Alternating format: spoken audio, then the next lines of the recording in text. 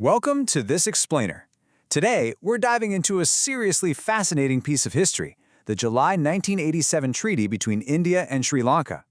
We're going to explore a critical geopolitical paradox by looking directly at the architectural blueprint of this historic accord. It's essentially a masterclass in how nations try to engineer stability right in the middle of an intense conflict.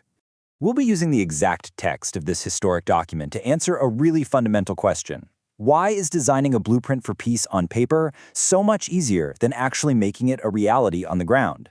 It's one thing for leaders to smile and shake hands, but as we unpack the specific clauses of this agreement, we're going to see the massive friction that exists between a political compromise and its actual physical execution. Here's our agenda for today. 1. The peace design paradox. 2. Framework for a settlement. 3. Society and identity. 4. Security and disarmament. 5. India's strategic role.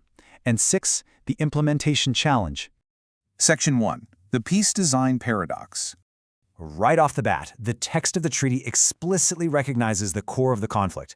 Notice how the phrasing legally acknowledges Sri Lanka's multi-ethnic and multilingual reality. It highlights the absolute necessity of protecting the distinct cultural identities of all groups, Sinhalese, Tamils, Muslims, and Burghers. Furthermore, the document specifically recognizes the northern and eastern provinces as areas of historical habitation for Sri Lankan Tamil-speaking peoples. So this sets the stage, right? The peace design has to somehow completely balance national unity with this deep regional and ethnic distinctiveness. Section 2. Framework for a settlement. So how do you actually build a framework to solve a conflict with so many moving parts? Well, the treaty relies on three main pillars. First up, we have the political settlement, which means creating new provincial councils and merging territories to address local aspirations. Second is the security arrangement, demanding rapid ceasefires and the complete disarmament of militant groups. And third, the guarantee mechanism, which brings in India as this external heavyweight to underwrite and enforce everything. It's literally a three-legged stool. If one leg wobbles, the whole agreement is coming down. Now, let's zoom in on that political solution. It was an ingenious, but honestly incredibly fragile compromise.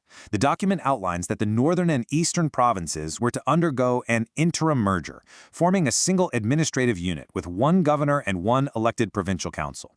But this merger wasn't forever. The treaty required a referendum to be held by December 31, 1988, allowing the people of the eastern province to essentially decide their own fate, whether they wanted to stay linked with the north or separate into their own distinct unit. It's a textbook example of kicking the hardest decisions slightly down the road just to secure an immediate signature. Section 3. Society and identity. But you can't just draw political boundaries and call it a day, right? The text shows a clear structural effort to bridge the cultural divide through some very specific language resolutions. While Sinhala remained the official language of Sri Lanka, the agreement officially elevated Tamil and English to the status of official languages as well. This wasn't just about government administration. It was explicitly about recognizing identity, ensuring equality, and fulfilling the aspirations of a multilingual society. Section 4. Security and disarmament. Okay, this is where things get really intense. The treaty demanded breakneck speed across three huge steps. First, it called for a total cessation of hostilities all over the island within just 48 hours of signing.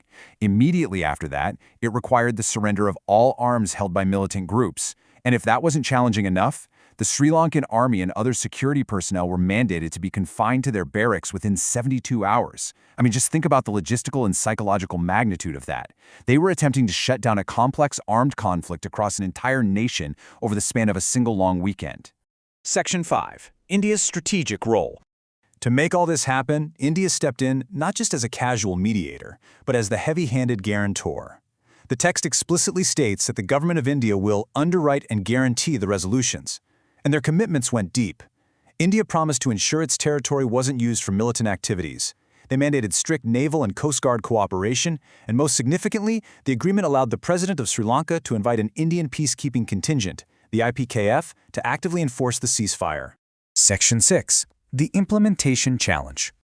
But if you read the fine print, this entire agreement hinged on a really precarious condition. The text acknowledges the massive elephant in the room. What happens if the militant groups completely reject this framework and just refuse to surrender their weapons? Well, the document states that the proposals are conditional to the government of India taking action if those militants don't accept the settlement. So it effectively shifted the entire burden of enforcement onto an external power if internal consensus fell apart. So here's the absolutely crucial takeaway. Designing a treaty requires political compromise at a negotiating table, for sure. But implementing it on the ground? That demands so much more. The true success of this framework required complete consensus from armed groups who weren't even the ones signing the paper. It required deep trust between historically opposed factions, and it required a flawless, massive enforcement capability to manage those crazy 48-hour ceasefires and troop withdrawals. Which leaves us with a really fascinating final thought to ponder as we look back at the legacy of this document.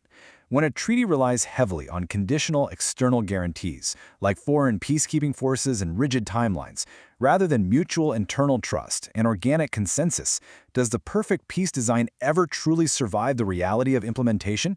It's a question that strikes at the very heart of how we try to engineer global peace today. Thanks for joining me for this explainer. I hope it gave you a fresh perspective on geopolitical agreements. Keep questioning the blueprints.